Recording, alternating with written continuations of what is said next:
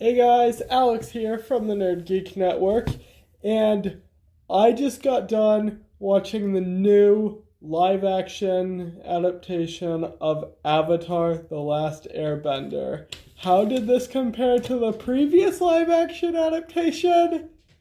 About a million times better. So, yeah, that last adaptation was not great, not gonna lie, that last one was pretty bad, but this one I think is really, really good. So let's cover some of the pros and cons of the new series. Let's go with the pros first. We get more backstory on the war in this version. And that is something I am really glad about. We get to see like Fire Lord Sozin, him planning the attack on the air nomads and all that. We get to see all this. Another thing I really like about this show is how well they're actually able to make a more mature tone work with this version of it. They don't hold back, honestly. This one is a lot more violent than either version of the other versions, and that was something I was afraid of how well that would work because this series is still aimed towards kids.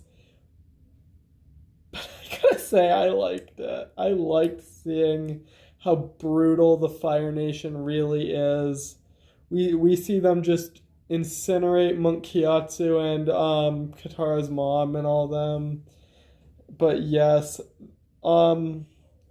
another thing I love about this is their characterization of Zuko. They nailed the Zuko character in this. This was Dallas Liu, I think that's how you pronounce his name, portrays this character so well.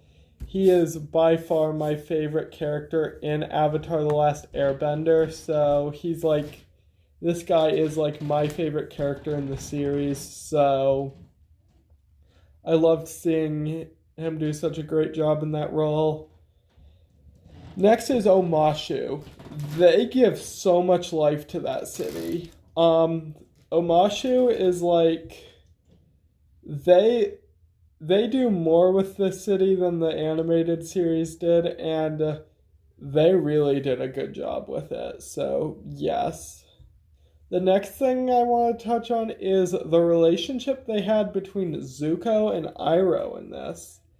They really nailed that. You've always kind of seen Iroh as more of a father figure to Zuko than Ozai is, and it really shows in this.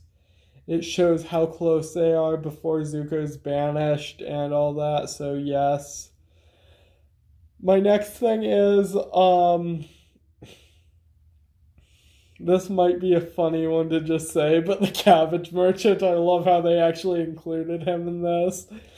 I love how they found a way to include him. He's one of the best running gags in the original series, and I love how they included him in this, so yes. Next is the Blue Spirit episode. That was good. I love seeing the Blue Spirit, how he breaks Aang out. I love how Aang starts to kind of see the humanity in Zuko there, you know. But yes. And the next pro I have is Lieutenant G. This guy is great.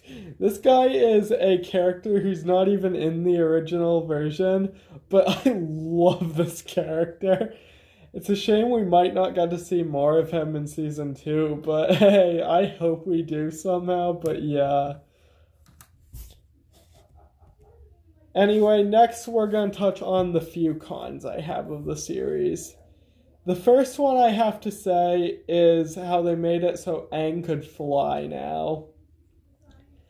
I don't get that. In Legend of Korra, it made it seem like airbenders can only fly if they give up all earthly attachments. And Aang has earthly attachments. So I don't know why they gave him flight here. Also, the flight kind of makes his glider seem, kind of, I want to say useless, but yeah, useless. Next con is how much they tried to cram in the Omashu episodes. They crammed in the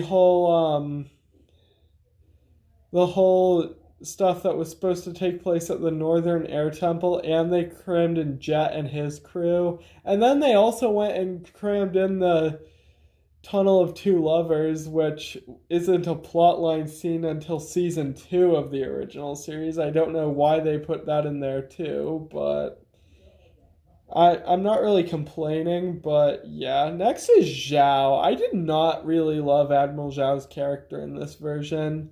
I think he was one of the most menacing villains in the original series, but for some reason, I just didn't love how they did him in this. I don't know. You might have, I just didn't, and that's fine.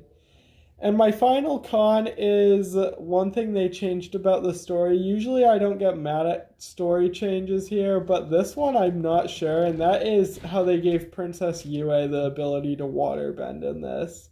Yue was like one of the few people of the Northern Water Tribe who wasn't able to airbend, and that was because of the moon spirit, I believe. I'm not sure, but yes, but then they gave it to her in this, and then I guess it really did work well how because she didn't use it much, and that I'm glad about that they didn't do, because that would have changed the story quite a bit. My I like how they used it so she just iced Sokka's feet so he couldn't stop her from bringing back the moon spirit. So yes, those are my cons of the series though. Overall, I really liked this version. I think they did a really good job this time around. I think one thing I want to say is I really like how I was concerned when they had already casted Azula, Ty Lee, and May for this season when they're not introduced until season 2 of the original series. But they did it well. They didn't overuse their characters. They were just kind of in the background there, you know. I love how they did Fire Lord Ozai too. But yes. Um yeah, I really like this series, though. I think they did an excellent job with this. Now, what will they do with season 2? I want them to fit as much of season 2 into the 8 episodes as physically like possible without ruining it all at all. So, yeah. Um I think the first few episodes of season 2 aren't really important as much. I say start off season 2 with the plot line of Return to Omashu, where they come to the Omashu and realize that it's been overtaken by the Fire Nation, so yes. Um, but yeah, the second episode should have the plot line of the swamp, which was where they go to, they crash land into the swamp and meet some water benders, also known as swamp benders there. And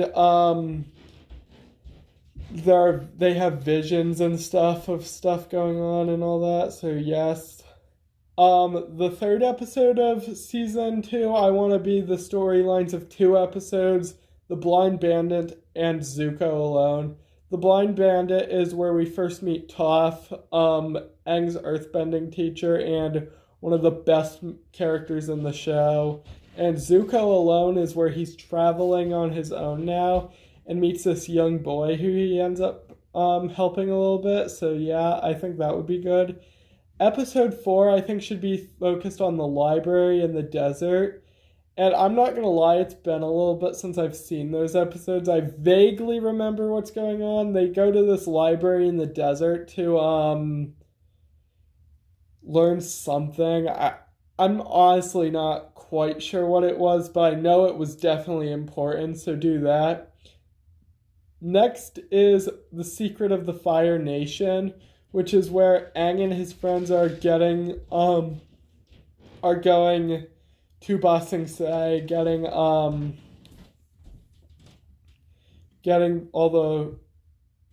bringing refugees across to Ba Sing Se. So yeah, Next, I think should absolutely be the City of Walls and Secrets and Lake Laogai, which is when they first arrive in Ba Sing Se and realize there's something not quite right about this city.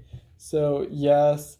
Next is the Earth King, which is basically the